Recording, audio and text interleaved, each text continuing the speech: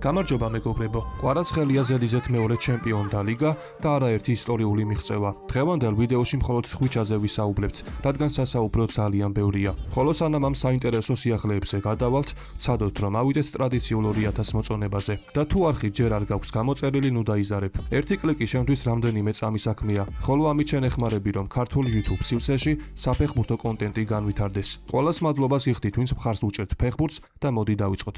Paris Saint-Germain ჩემპიონთა ლიგის გამარჯვებულია. ბუდაპეშტში პუშკაშ არენაზე PSG ლონდონის არსენალი პენალტების სერიაში დაამარცხა. პარიზულმა კლუბმა კი ყველაზე პრესტიჟული საკლუბო ტურნირი ზედიზედ მეორედ მოიგო. და რაც ყველაზე სასიხარულოა ჩვენთვის, ეს ისტორია ისევ კვარაცხელიასთან ერთად დაიწერა. მართალია ფინალში კვარას გოლი არ გაუტანია, მაგრამ შეხვედრაში გარდამტეხი მომენტი სწორედ მან შექმნა. 62 წუთზე, როდესაც PSG 0-1 მარცხდებოდა, ხვიჩამ საჯარიმოში პენალტი მოიპოვა, რომელიც დემბელემ გოლად აქცია და პარიზელები თამაში დააბრუნა. ეს იყო ეპიზოდი, რომელმაც ფინალის სცენარი შეცვალა. ზოგადად, თუ PSG-ს ამ სეზონის ჩემპიონთა ლიგის გზას გადავხედავთ, შეუძლებელია არ აღვნიშნოთ, რომ ხვიჩა ამ ტრიუმფის ერთ-ერთი მთავარი შემოქმედი იყო. პლეი-ოფიდან მოყოლებული სწორედ მისი გოლები, ასისტები, ენერგია და მუხტი დაეხმარა გუნდს იმ რწმენის დაბრუნებაში, რომელიც რაღაც მომენტში თითქოს დაკარგული ჩანდა. შეიძლება ითქვას, რომ კვარას მონდომებამ, ხასიათმა და დიდ მატჩებში გამოჩენამ PSG-ს ჩემპიონთა ლიგა მოუტანა. აღსანიშნავია, რომ PSG-მ ჩემპიონთა ლიგა ზედიზედ მეორედ მოიგო. ასეთი რამ ბოლო წლებში მხოლოდ მადრიდის რეალს ჰქონდა გაკეთებული,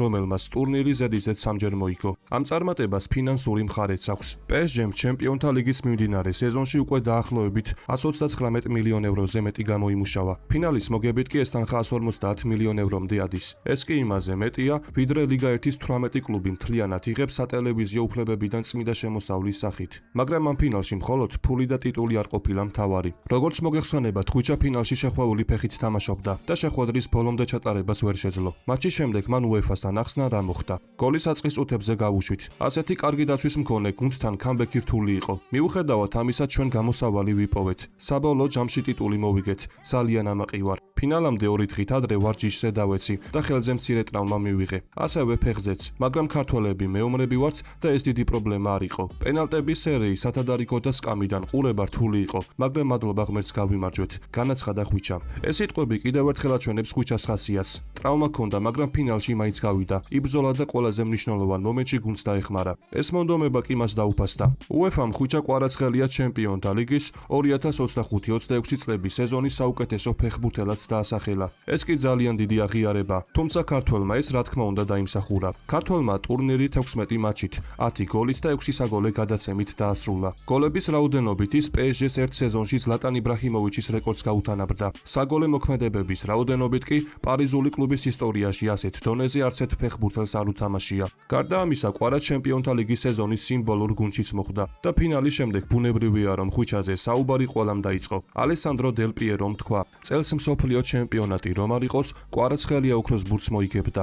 ჩემპიონთა ლიგის ამ სეზონში მისნაირი არავინ ყოფილა. მისი გოლები და საგოლე პასები გადამწყვეტი იყო, განაცხადა დელ პიერო. ასევე ფინალის შემდეგ არსენალის ლეგენდარულმა მცველმა მარტინ კიოუნმაც ისაუბრა იმ ეპიზოდზე, როცა მოსკერამ კვარას წინააღმდეგ პენალტი აიკიდა. მინდა რამდენიმე სიტყვა მოსკერაზე თქვა, რომელმაც ეს თამაში ძალიან კარგად ჩაატარა. ერთადერთი შეცდომა, რომელიც მან დაუშვა, პენალტის ეპიზოდი იყო. კვარაცხელია პლანეტის საუკეთესო ფეხბურთელია. მოსკერას კი, რომელიც ცენტრალური მცველია, მარჯვენა მცველის პოზიციაზე თამაში სთხოვეს, განაცხადა კიოუნმა. ხოლო როდესაც მეტოქის ლეგენდა ფინალის შემდეგ ეძახის პლანეტის საუკეთესო ფეხბურთელს, ეს უკვე სრულიად სხვა დონის აღიარება. და ბუნებრივია, რომ ამ ყველაფრის შემდეგ ოქროს ბურთის თემაც კიდევ უფრო გაცხელდა. იტალიურმა გვერდმა კიამარსი ბომბერმა ემოციური მიმართვა გამოაქვეყნა ოქროს ბურთის ჟიურის წევრებისადმი. ოქროს ბურთის ძვირფასო ჟიურის წევრებო, გემუდარებით. თუ პორტუგალიამ მსოფლიოს ჩემპიონატს ისე არ მოიგებს, რომ ვიტინია მუნდიალის ყველა მატჩის MVP გახდეს, თუ საფრანგეთი არ მოიგებს მსოფლიოს ჩემპიონატს ფინალში დემბელეს 6 გოლით, თუ ესპანეთი არ მოიგებს მსოფლიოს ჩემპიონატს ლამინ იამალის მარადონასეული თამაშით,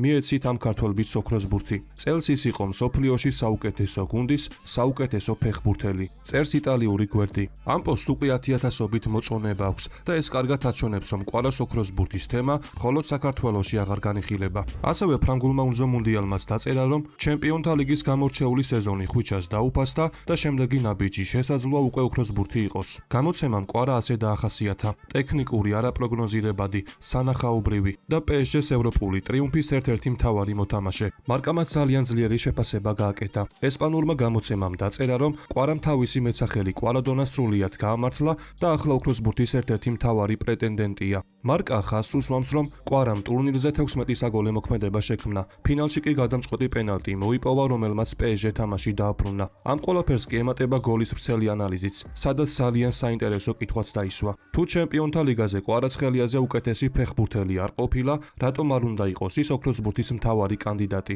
გოლმა გაიხსენა ძმები კროუსების პოდკასტიც, სადაც ფელიქს კროუსმა ჩემპიონთა ლიგის ნახევარფინალის შემდეგ ჩანაწერებში დაწერა: ხვიჩა კვარაცხელია ოქროს ბურთი. ტონი კროუსმა კი დაამატა მთავარი არგუმენტი, რომელიც დღეს კვარას წინააღმდეგ მუშაობს. ის მსოფლიოს ჩემპიონი ვერ გახდება და სწორედ აქ იწყება მთავარი დისკუსიაც.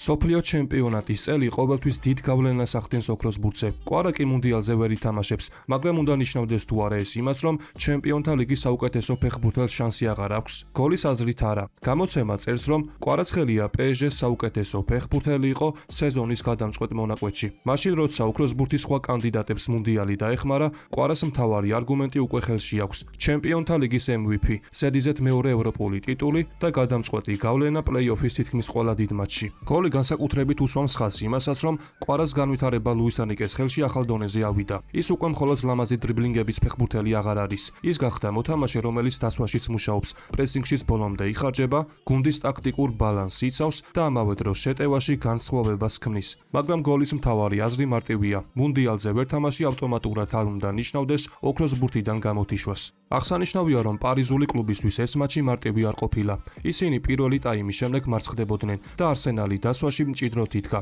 რის გამოც სივრცეები არ ჩანდა და თითქოს პარიზული კლუბი გამოსავალს ვერ პოულობდა. ფრანგული პრესა კი ავრცელებს ინფორმაციას, თუ რა უთხრა ლუის ენრიკემ ფეხბურთელებს გასახდელში ფინალის დროს პირველი ტაიმის შემდეგ. PSG სწრაფად მოექცა წნეხის ქვეშ, თუმცა პანიკას არ მისცემია. ტაიმებს შორის შესვენებაზე გასახდელში ასეთი ქსავნილი ვრცელდებოდა: ყველაფერი შემოტრიალდება, თუ გოლს გავიტანთ, ჩვენ მოვიგებთ. თავის მხრივ ლუის ენრიკემ სრული სიმშვიდე შეინარჩუნა და გუნდს თხოვა საკუთარი ფეხბურთის თამაში გაექსელებინა. ის საოცრად მშვიდი იყო, გვიმხელს მომხდარის ერთ-ერთი თვითმხილველი. ახლა კი პარიზში ზეიმია. პარი სენ-ჟერმენი გულშემატკივრებთან ერთად ჩემპიონთა ლიგის სედიზეთ მეორედ მოგებას ეიმობს. PSG ბუდაპეშტიდან პარიზში დაბრუნების შემდეგ აეროპორტიდან პირდაპირ ეიფელის კოშკის მიმდებარე ტერიტორიაზე გაეშურა. ფეხბურთელებს ფანებმა დერეფანი გაუკეთეს და ისინი გამარჯვებას ერთად ეიმობდნენ. ასევე კვარაცხელიას გვარის გამოცხადებას ფანებისგან განსაკუთრებული ოვაციებიც მოჰყვა. შემდეგ PSG-ს ფეხბურთელებს საფრანგეთის პრეზიდენტი ემანუელ მაკრონი შეხვდა, რომელიც მათ წინაშე სიტყვით წარსდგა.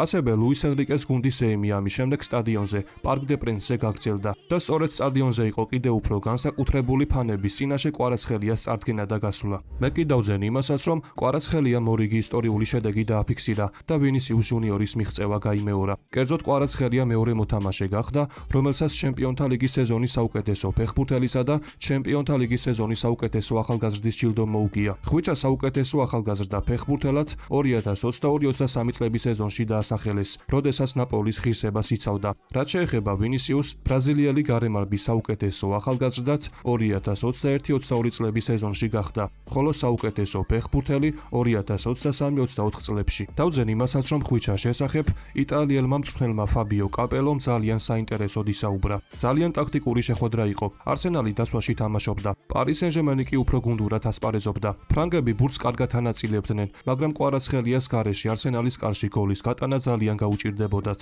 მეთოფეებმა დასვაში ნაჩვენები თამაშით ჩემზე შთაბეჭდილება მოახდინეს. ამ მატჩის შემდეგ მივხვდი მიმდინარე სეზონში არსენალმა ასეთი ცოტა გოლი რატომ გაუშვა, განაცხადა ფაბიო კაპელო. საბოლოოდ სურათი კი ძალიან მკაფიოა. PSG ჩემპიონთა ლიგის გამარჯვებულია. კვარაცხელია ტურნირის საუკეთესო ფეხბურთელად დასახელდა. ლეგენდები მას პლანეტის საუკეთესო ფეხბურთელს უწოდებენ. ევროპული მედია კი უკვე ღიად წერს ოქროს ბურთის რეალურ შანსზე. და ახლა მთავარი კითხვა ასეთია: თუ სეზონის საუკეთესო გუნდში საუკეთესო ფეხბურთელი კვარაცხელია იყო, უნდა გახდეს თუ არა ის 2026 წლის ოქროს ბურთის მთავარი პრეტენდენტი? დააფიქსირეთ თქვენი აზრი კომენტარებში. დღევანდელ ვიდეოს კი ამით დავასრულებ. მოტივაციისთვის კი თხოვნა, რომ ავიდეთ მინიმუმ 2000 მოწონებაზე. ასევე გამოიწერი არხი, რათა იყო მუდმივად საქმის კურსში. ყველას გისურვებთ ჯანმრთელობას და ბედნიერებას. მე კი მომავალი ვიდეოთი ძალიან მალე დაგიბრუნდებით.